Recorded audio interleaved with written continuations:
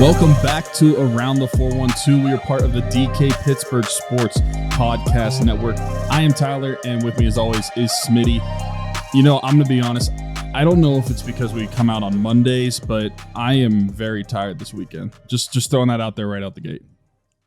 Are you making an excuse if there's a lack of energy in the episode or what? What's going on? I think the episode's still going to be great. I'm just saying physically this weekend has drained me out. I'm not sure why. And I think maybe just us, we're the Monday show. Mondays always have that feeling. So maybe that's why I feel like that. But no, I'm still amped up about the show.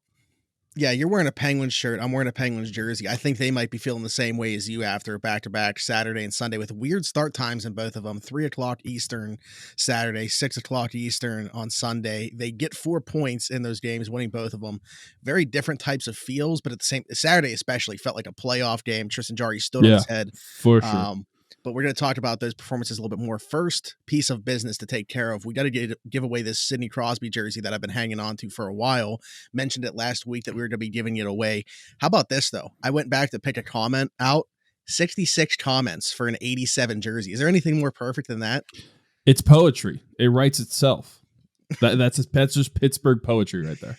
Yeah, so I landed on the comment. I just closed my eyes, was scrolling through the comments, landed on Drew Palmer. He gave us an 87, which is the code. That's what you had to put in here to win. He threw in a penguin emoji, though, as well, which was a nice touch. So, Drew, you are the winner of the jersey. Reach out to us, and I will get that shipped out to you. That's the first piece of business. As always, we only got 2 questions this week, so we're going to answer those. But what I want to say is, guys, girls, literally any way that you want to get questions to the show, this is your best way to get involved with the show. You can put them in the YouTube comments of the current video for the following week. You can tweet them at us. You can DM us, whatever, or email. Doesn't matter. However you can get these questions to us, we appreciate them. They consume this first portion of the show here. So let's get right down to business. The Washington Wild Things want to know which celebrities / athletes would we like to see in the Three Rivers Celebrity Softball game? Well, first off, if Doran Dickerson is listening to this, he's the one that helps put this event together for the Cam Hayward House Foundation. Zachary Smith and Tyler Weeks. Those are my first 2 nominations to play in this game. Now, those are pretty good ones. I was jealous of seeing Morgan from the Ginshers last year. I'm not going to lie. Yeah, Joey Molinaro balled out. That video is hilarious, though, because I don't think that the first time I saw it, the home run that he hit, I don't think I had the audio on. And before he even makes contact, you just hear in the background, "See ya." Gone forever.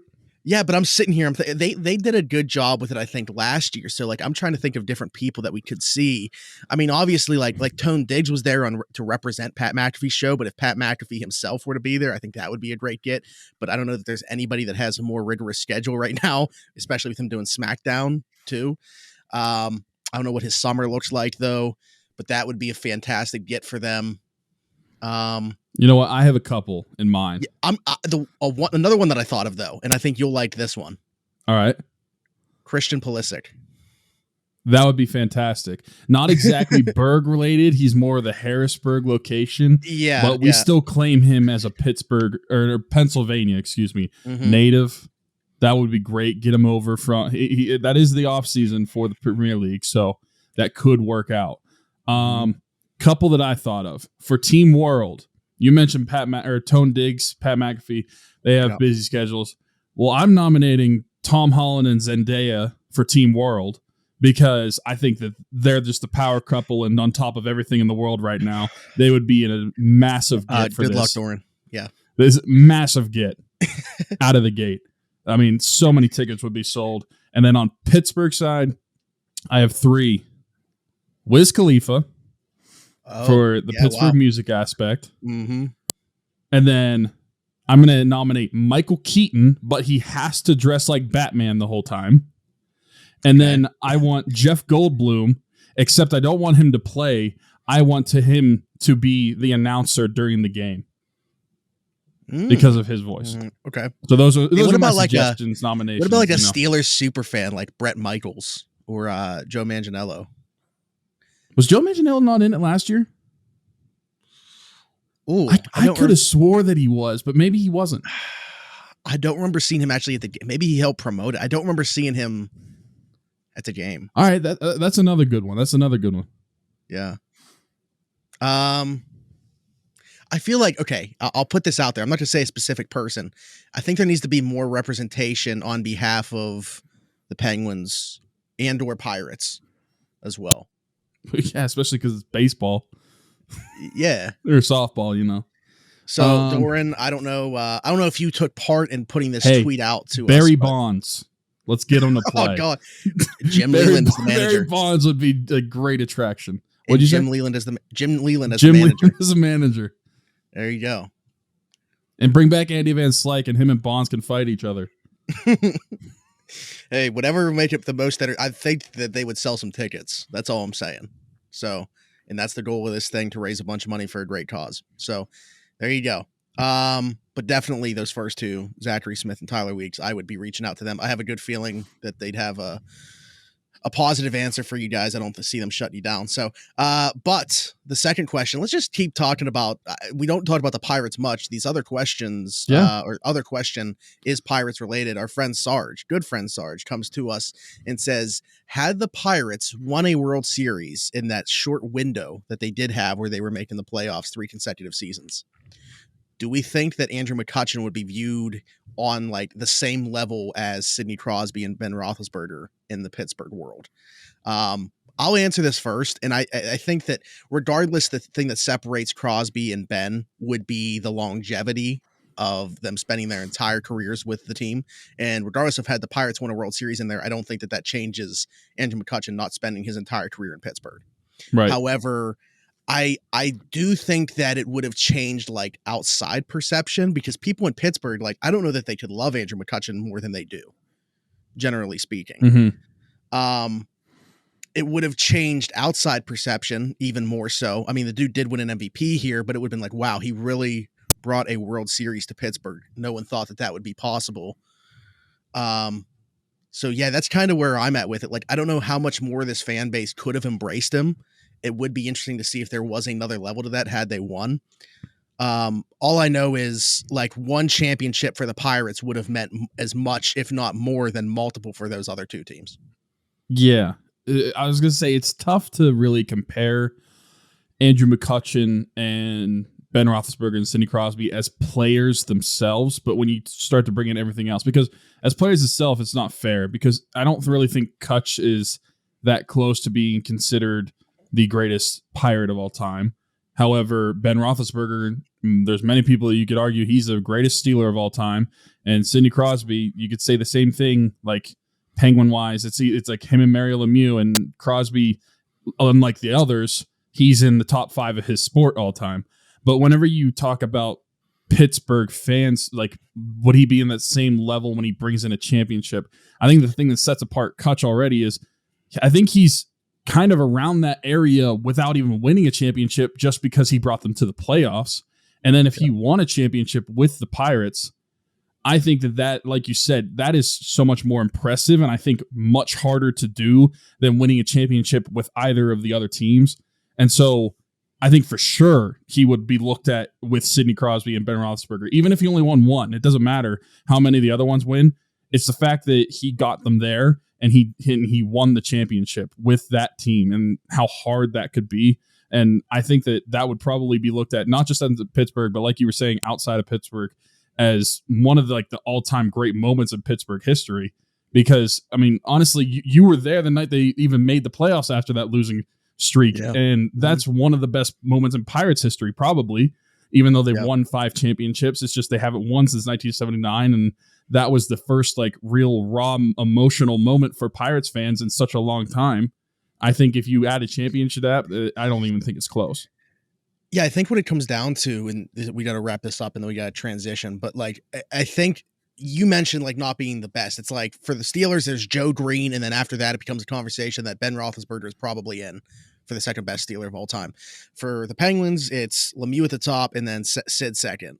For the Pirates, Andrew McCutchen's not like in that upper echelon in terms of how great they were for the franchise.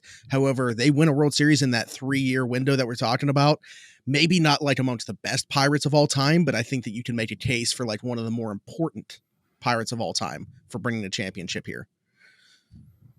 Yeah, and that's where I agree. Mm-hmm. So, all right, we're going to take a quick break. When we come back, just one thing to talk about really with the Steelers, and it's going to be a very brief topic. And then we're going to transition and talk about the Pens. To be a pretty Pens-heavy back end of the show here with their recent stretch. Still not really getting any secondary scoring. Trade deadline coming up. An injury to talk about. It's the Penguins, of course there is. So we will be back. This is Around the 412 on the DK Pittsburgh Sports Podcast Network.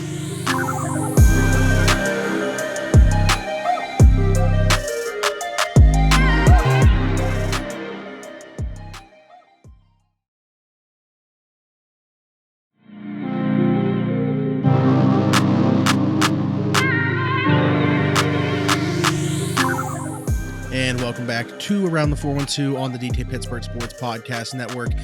We are your future participants in the celebrity softball game, Smitty and Tyler Weeks of Around the 412. Let's talk about the Steelers very briefly, because this is something that I don't know why it's such an important thing, why it is a headline, why it is a topic, but Kevin Colbert is assisting in finding the next GM in line with him stepping away from that role. And that's apparently like a talking point for some people. And I'm not sure why. First off, to me, it's a good thing. This is the guy that's stepping into his role. Why would you not want the current guy to help find the guy that is replacing him, essentially? So I don't think that that's like a big deal. Do you? I don't know how that's news. If that could never be in a headline, and I would assume that that was already taking place. That just seems like a normal thing to do for an organization. That like it would be different if like one GM was fired, obviously, but like with one retiring, why wouldn't he be in the conversation of who's going to take my place? Like he knows the organization. Kevin Colbert has been here a long time.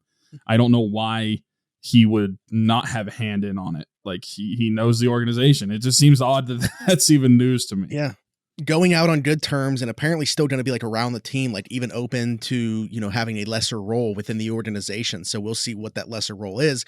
Obviously not going to be GM. Somebody is going to be stepping in. Is it in-house? Is it out-house? We will see an internal candidate, outside candidate. There's two internal candidates that we've been talking about a lot, Brandon Hunt and Omar Khan. However, there's been 13 people that they've interviewed for this position so far.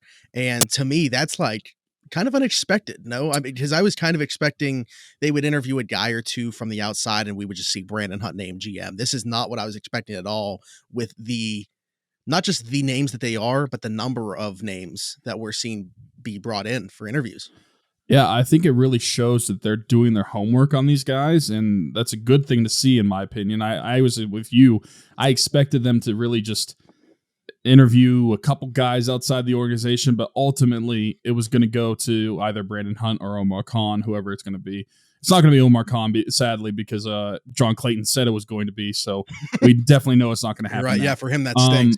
But yeah, the fact that they've interviewed 13 different people, that's kind of impressive to me, honestly. And that shows me that they're taking this very seriously. Obviously, they would. It's not that they weren't going to take it seriously. It's just not the normal way that the Steelers organization operates to do this sort of thing. So ultimately, it may end up being Brandon Hunt or Omar Khan anyway. But the fact that they're doing this much homework on different guys is actually a really pleasing thing to see, in my opinion, as a fan. Like they're actually going out and going to try to do what's best for the organization and get the best guy possible. They're not just going to settle for a couple guys and pick out of them. Yeah, I think because for me, right, I'm still thinking like Brandon Hunt's the favorite to land the job, and that's still the direction I think it goes. But I'm starting to think like, does one of these guys impress them enough? Like when Mike Tomlin became the Steelers head coach, it wasn't because he was the favorite to do so. Like he blew them away in an interview and basically forced them to hire him.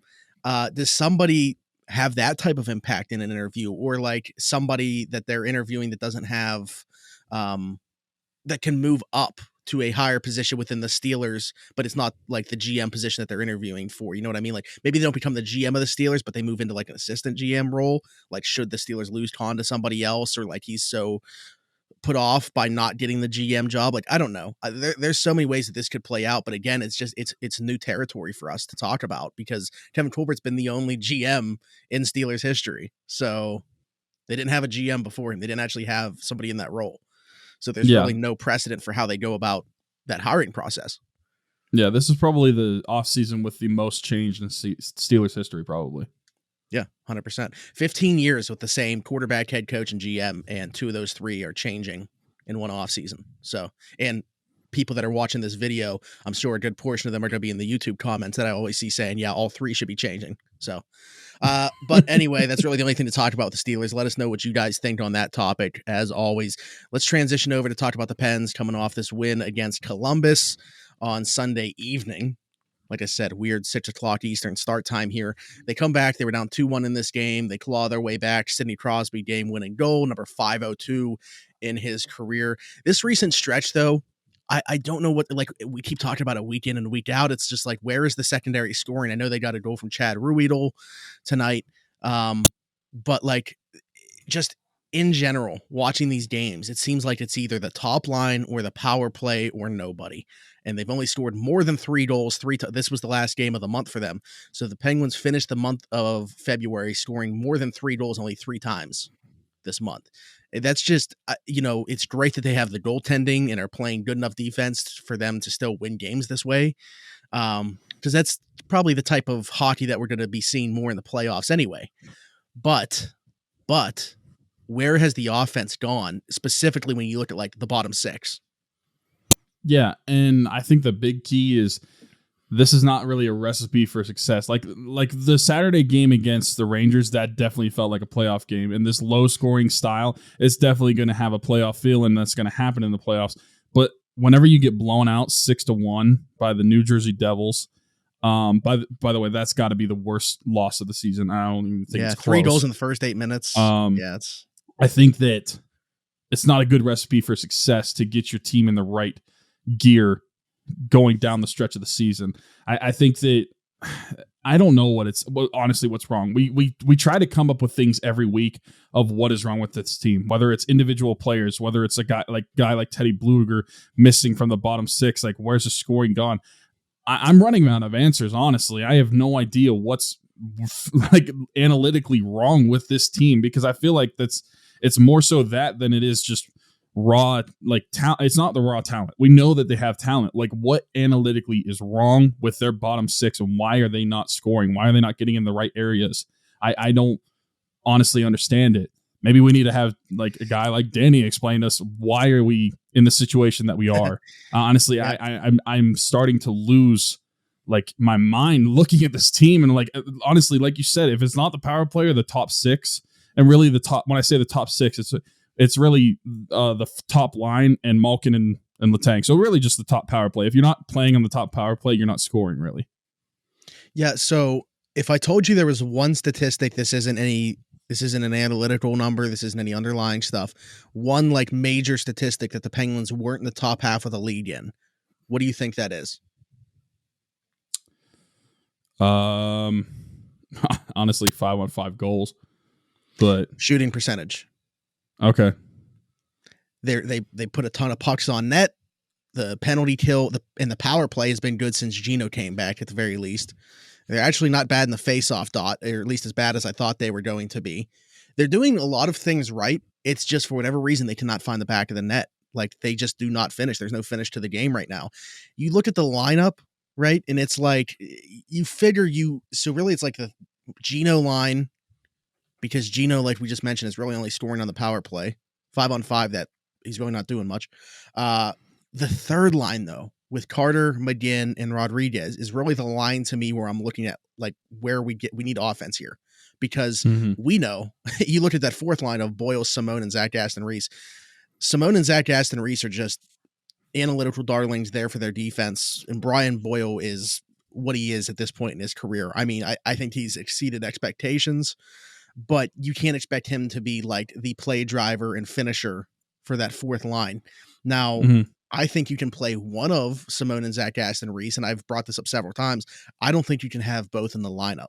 And we did get another question. Wow, I'm glad that I brought that up, because somebody actually DM'd us a question, and they asked us, like, why is Sullivan so reluctant to pull a guy up from Wilkes-Barre to replace one of those guys in the lineup? Or even like, Casper Bjorkquist is up here right now, so not even bringing up another body, but somebody that's just right now sitting in the press box. I I don't know what the answer to that is. I don't know if it's comfortability or what, because Bjorkquist is a guy that he talked highly of. We know can kill penalties, probably play a very similar role to Zach Aston Reese. But I'm thinking if anybody, it's going to be Dom Simone that they would be replacing. But Sullivan is just so comfortable with what those guys bring to the table. I think that Sullivan is looking at those guys saying their roles are defined and he's comfortable playing them. Where's the Kasperi Kapanens and the Evan Rodriguez and Jeff Carter and Danton Heinen to provide that secondary scoring? Those are the guys that need to do that, because that fourth line isn't out there to score. They're just there to play defense, possess the puck, get through their shifts without the other. They really did have, like, the last couple of games especially, buried teams in their own offensive zone. They're not creating any chances by doing it, but they're keeping them down in their own end of the ice. So I guess Sullivan just feels like they're doing their role. Where are those guys that I just brought up that aren't? And that's where I'm confused. It's like, if their shooting percentage is low, then that's one thing. And like a guy every week, Kasperi Kapanen, even with his shooting I actually thought, though, low, I will say, I thought he had a strong game against Columbus for the most part. I thought he played pretty well. Yeah, that wasn't bad. It wasn't bad. But the past 2 months, I don't get it. I genuinely do not understand what is wrong with them. If your shooting percentage is that bad, how is it that bad for this long? I understand they're still shooting the puck. It's just not going in. And I mean, their play sometimes is really questionable. I think sometimes Evan Rodriguez, I'm like, what are you doing? I think the same thing with Kapanen. Carter, he just hasn't been scoring as much as we'd like him to. I'm just really lost at how to fix this team. I mean, maybe you do something at the trade deadline, because, like, honestly, it's like they either have to fix it themselves, because we know Sullivan's really not going to mix up the lines too much. He did a little bit the past like week or so, but then they kind of really went back to normal, and nothing has really changed. I don't see a lot of change from this team. They've kind of shown that in their results in their games too. Like the previous week, they lost 2 out of 3. This week they won 2 out of 3. Like they're kind of just like sitting in the middle. And I don't know how they're going to get better, because they can't rely on their top players to just keep scoring and expect to survive that way for a long period of time. Well, you brought up how Saturday's game felt a lot like a playoff game against the Rangers. Season ends right now. That's who they're playing in the playoffs, the first round, which I think would be a fantastic series. But you said, what do we do here? And it kind of, I want to segue this, but then flip it right back to what we're talking about right now. Because one thing that has changed due to injury is Mark Friedman is now in the lineup, with Mike Matheson being week to week with an upper body injury. Mike Matheson had been playing phenomenal, but very small sample size. Mark Friedman looks like he belongs in the NHL as well. I am comfortable with what this team has in their defensemen, even if, a guy or two is on the shelf, because I think that they have the depth there. We're talking about, like, POJ's not playing right now. Juuso Rietl is not playing right now. And they still have Mark Friedman to step in and play when a guy like Mike Matheson is out of the lineup. Friedman was Saturday's game. I haven't seen the numbers for Sunday's game yet. Saturday's game, on the ice for 12 chances for, just 1 chance against, playing with Chad Ruhwedel, which they were really good again on Sunday. I don't know. I want to ask you first, before I transition this back to the forward group. What do you make of Mark Friedman, and, like, what do you do? Say this does continue for a couple of weeks and Mike Matheson's ready to get back in the lineup. Like, how do you, again, the small sample size, but how do you justify, if this continues, being like, hey, this guy looks like he's the best defenseman at deciding when to jump up and play and get involved in the offense. He's also very sound in his own end. He's a great skater. He looks like he belongs. Yeah, it's tough. I think Mark Friedman, I like him a lot. I like what he's done in the small sample size. But when it comes back to, with Matheson coming back, with how good of a season Matheson has had as a whole, it's not like you can, like, really say, like, sorry, bud, like, you're on the bench, this guy's playing now. And I mean, like, if you're really going to take someone out, it ought to be Pettersson off that left side, no? Like, out of who's been playing the best. Yeah, but see, that's the nice thing about Friedman, is he offers that left-right versatility, that he could also play on the right side and bump somebody up, whether it's like him playing on the second pairing or bumping Ruhwedel up. The only reason I'm saying this is I've started to see a little bit of talk about, if you really want to have a valuable piece to trade, John Marino. Yeah. Yeah, his play has not picked up from where we thought it would after that rookie season. Like, he looked solid, I think, to start the season, but I think he's been underperforming a lot. I think it's I don't know if it I think his rookie year definitely like skewed expectations for what this guy could be, especially offensively. Because I feel like Probably skewed his contract too. Yeah, but I feel like at the same time, like I get that for sure. I feel like at the same time, like he's taken another step defensively. He's playing in situations that he wasn't before, such as the way Sullivan relies on him in the penalty kill now and stuff. But I think we were looking at it like this is the next heir to like Chris Letang's role. And obviously with what we've seen, there's no reason to believe that's going to be the case because he doesn't offer that same offensive upside. But yeah, I think while he's taken a step forward defensively, he hasn't taken that step offensively. And is there any reason to believe he's going to? I mean, now he's not even playing on that second power play. They got Marcus Pettersson on it right now, that's a curious decision in itself because you wait until Matheson's hurt to take Marino off that second power play. Bro, you put Chad Riedel on it right now. Look at him. he's got a couple goals. He got that extension. He's got 2 goals in 6 games since. So, yeah, something to talk about there. But, yeah, I mean, could you see... Because I'm comfortable with the way that the defense is. Could you see them maybe, I'm not going to say specifically Marino, but maybe moving a defenseman? Like, is that where they find the value to try to upgrade the forward group? Like, I don't know that they're willing to part with they should be, by the way, a Sam Pullen or Nathan Lederer to acquire a top 6 forward. But is that maybe where you can find some value is moving out a defenseman as well because they have a surplus there? They have a surplus there. But I think mainly at lefty. Right D is where it gets tricky because you have Friedman that can play both, but you have your starting 3 right D, and then after Friedman, I don't know who is going to be the right D after that. Like, say Friedman or any of the right defensemen get hurt. Who's going to step in after that? That's my question is... I do think there is value there in that trade, and I do think that like Hextall has no loyalty to John Marino. He didn't give him that contract. That was another thing that Jim Rutherford did. So could that possibly be the case? Yeah.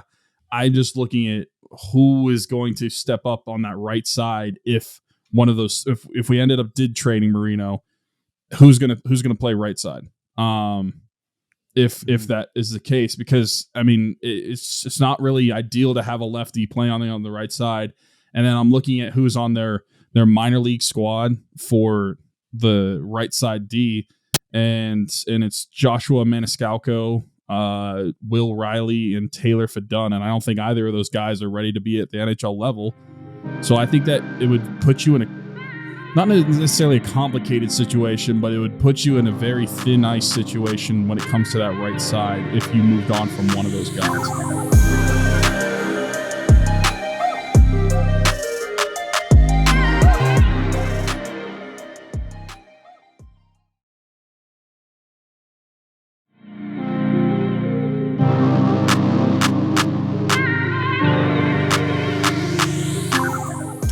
They could also acquire another right-handed defenseman at the same time.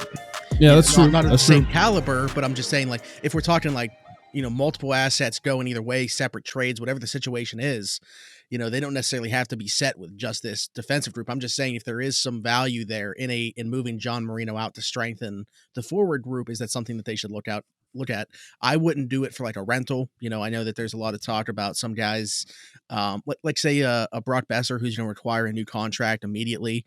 If you're trading for somebody like him, one, that means Brian Rust, he's got a foot out the door already. You might as well put both feet out the door because you're not talking extension with him anymore. And immediately, I think that trade, I would at least want an extension agreed upon to when he's coming over in the trade. Obviously, that would mean giving up a trade as if he were under contract or something similar. But that's how I would look at it. Is I want an extension agreed to before the trade is completed. But I would be looking at somebody else there. To be quite honest with you, is there another name that you can think of on the Canucks that you'd like to have? JT Miller. Yep, instantly. Not even close. I would have loved JT Miller on the Penguins for the past 5 years.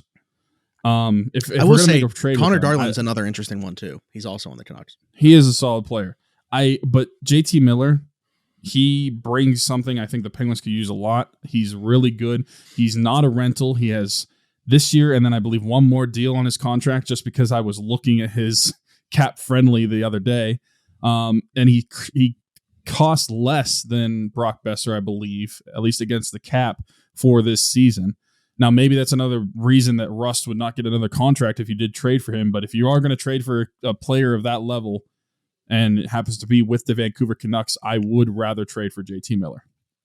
Yeah, he's at 5.25 next year as well. So okay, he does come with another year of control under him. And he's 28, so it's not like, after next year. I mean, I don't know what it would look like after that. It would depend on how he plays too, but it's not like this guy immediately has to be here only next year and then gone. Maybe they could work out something for him to be a Penguin longer. But yeah, I that's who I would be targeting him, honestly, before Brock Besser, acquisition cost and everything playing into that as well. And obviously I think that we bring up Vancouver just because of Jim Rutherford being there, right? I mean, I think that we look at them as like one of the teams that probably would be willing to take on Kasperi Kapanen and take another shot on him. And this is where it's tough for me to really gauge what Ron Hextall, what Ron Hextall is going to do as a GM when it comes to trade deadline time. Because last year, they were kind of like holding their cards close to their chest and they weren't really going to do anything. They were going to stand pat with the team because the team itself wasn't really theirs to start with. They came in mid-season to a new regime and they didn't really want to mess with things. And then after the season, that's when they would start to figure things out on their own, which I respect that. I just don't really know how he's going to approach the trade deadline for the Penguins because he's in a win now mode. And as far as I'm concerned, especially like when he was on the Flyers, like Flyers could have been okay under him, but they were never in quite the win now mode that the Penguins have been and still are in. And I don't know that he's going to be like Jim Rutherford where, okay, we're in win now mode. We know our first round pick is going out the window. Who's coming to Pittsburgh? I don't think that he's going to operate like that. And honestly, we have no idea what he's going to be like. But even if he does do something like that, we're not going to know until it happens because he's not Jim Rutherford. He's not going to open his mouth about it. I do think that he has to be a little more aggressive than what we thought he was going to be as a GM. Like we know that he is going to be a tool in rebuilding this organization and rebuilding that farm system because it's one of the worst in the National Hockey League. And I think that's good for the organization and good for the future of it. But who cares about the future whenever you have 87 and 71 and 58 and you're trying to win right now? So I just want to know, how aggressive do you think he's going to be? I don't know how aggressive he is. I like JT Miller. I would love him. I just don't know that we're going to see like a trade that he would be willing to give up for someone of that caliber. Yeah, it's different territory. I mean, we're talking about how different the territory is when it comes to talking about the Steelers off season right now, but this is kind of different territory for Ron Hextall because we don't know how he's going to operate with a team that's literally like they're ready to go, and two of their three core, if you will, like guys that have been here forever, and Evgeny Malkin and Chris Letang are free agents at the end of the season, and the future's kind of up in the air there. So I think that this is a very different team than he's ever been the GM of. I know that he's always been about, assets, not trading them away, hanging on to those. Draft picks are more valuable to him than most GMs around the league, but he's also never had a team like this. And I would like to think that there'd be some influence there from the players that have the tenure of Sidney Crosby, of Evgeny Malkin, Chris Letang to be like, hey, like I know that, you hope to be the GM here. You need to start retooling and, making sure the cupboard's not bare after us, but we still got some life here. We want another shot to win a cup. Let's go. I don't want to say all in, but I think that they have to be willing to part. If that's what you're asking me, I think that they have to be willing to part with that first round pick. And I think that it's not necessarily not even just a first round pick. I think they have to be willing to part with Sam Poulin, Nathan Legare, like whoever it is. Yeah. I don't think there's any. Their top prospect would be like the number 5 for most teams. I mean, would you be willing to move on from like POJ? Yeah, absolutely. Yeah, I don't think there's anybody in this organization from like the prospect level, at least, that I would be like, no, we cannot trade this guy. We don't have one of those. I put POJ in a mock trade recently. It was actually, oh, really? I know that I mentioned like the whole JT Miller, Brock Besser thing, but assuming that they had an extension agreed upon with Brock Besser, I said I would trade a first round pick, POJ, and Kasperi Kapanen. Go for it. There's no one in this organization at that level that I would be like, no, I'm reserved. I don't want to get rid of them. No one. I think the shelves are completely open for sale. When is do whatever POJ you can to play if he stays here? I don't know, because that's the thing. The only way that he's going to play is if Mike Matheson or Marcus Pettersson are gone. That's the only way he plays. And like Matheson, like you mentioned, why would you? And Pettersson's been fine too. I mean, neither one of those guys are doing anything to be taken out of the lineup. Or it would have to be something where it's like you feel like we should trade him. Matheson, I guess you can make the case for like, you know, if he was healthy right now, selling high. I don't think that they would do it right now. They'd probably wait until the offseason to do so. But it's to be the same conversation, I think, after the year that we had before this year, where it's like you got to move one of those two to open up a spot for POJ. And my answer to that would be, why don't you move POJ right now to get a top six forward and go for a cup? That's what I'm thinking. Because now you're talking me into trading POJ right now, because that's what I'm thinking. What I'm relating him to Juuso Riikola, except he has a lot more talent than Juuso Riikola. He's a lot more valuable of a trade chip than Juuso Riikola. Because with Juuso Riikola, like I don't mind the player at all. I'm just like, what's he doing here? He doesn't play. He sits in the press box all the time. He's not even playing in Wilkes-Barre, which POJ is not doing right now. Like, what value does he add to your NHL team right now? He doesn't really have any.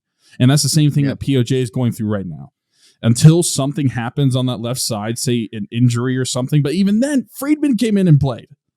Yeah. So that not even to say that. I wonder, is POJ even the next guy, or is it? You have to have two, at least two injuries on that left side for him to play, and he's. I mean, maybe your best prospect, if you want to call him that. You might as well look for a suitor for him. Otherwise, you're going to have to trade at least one player to make room for him, because he's not going to play. If Marcus Pettersson and Mike Matheson and Brian Dumoulin are all on the Penguins, POJ is not going to play. So trade him. You don't want to get to a point you convinced me. Trade him. You don't want it to get to a point where, like, I don't know how many Pirate fans are still hanging around or how many Pirate fans even exist. But look how many times that, like, we coveted these prospects and they came up here like they would have had value as prospects, but then they actually played and had no, like an Alan Hansen. Like, the Pirates could have capitalized on his prospect status at some point probably and gotten something for him, but they didn't. Tyler Glasnow. And then, Glasnow could have been a huge trade chip for them, like prior to when they actually did trade him for Chris Archer. But man, I don't want POJ to end up falling into something similar. I don't know why that was the comparison I went to was with the Pirates, but I'm sure there's way better comparisons, and maybe even some with the Penguins themselves. Maybe a Derek Pouliot, or something. I don't know. Yeah, that dude stunk. Yeah. I just don't want it to fall into that. Like, while the guy still does have value and has some prospect status, I would be completely open to moving him at this trade deadline for sure, because this team, I think, does need a top six forward. Needless to say, if nothing changes play wise, even if it does, they probably could use somebody. Yeah, but if it doesn't, then they definitely need to do something.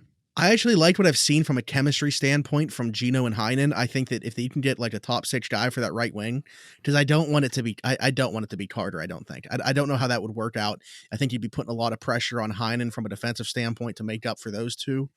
I don't know. Like, I think like I just brought up, along with JT Miller from Vancouver and along with Brock Besser, a Connor Darlin. Like, if he's out there, if Vancouver's looking to move him, I think he would make a ton of sense to play that second right wing slot. Like, for me, Brian Boyle has done well.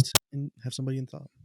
True. But Brian Boyle, also, this is it's similar, but it sounds like it's a completely twist. But Brian Boyle has done well for the team, but come playoff time, I feel like I would be much more comfortable if, at least, especially if all gears are turning, if you've got Sid, Gino, Carter, and or Carter or Rodriguez on that third line, and then Bluger mantling that fourth line instead of Boyle on that fourth line. I mean, he's done well overall for the Penguins. It's not bad for a tryout, but I just think playoff time, I would feel better with that in the lineup.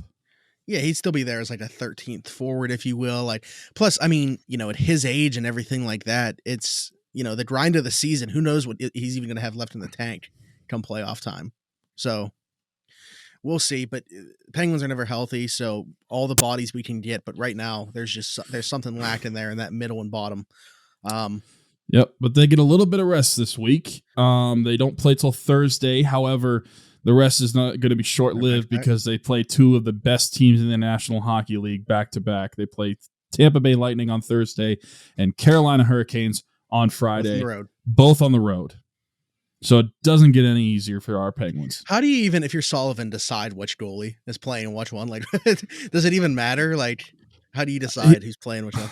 I mean, I feel like he never really has a decision. He knows he's going to play Jarry. Well, you know what? Carolina also plays Thursday, Friday. So maybe they go based off what Carolina does. I don't know.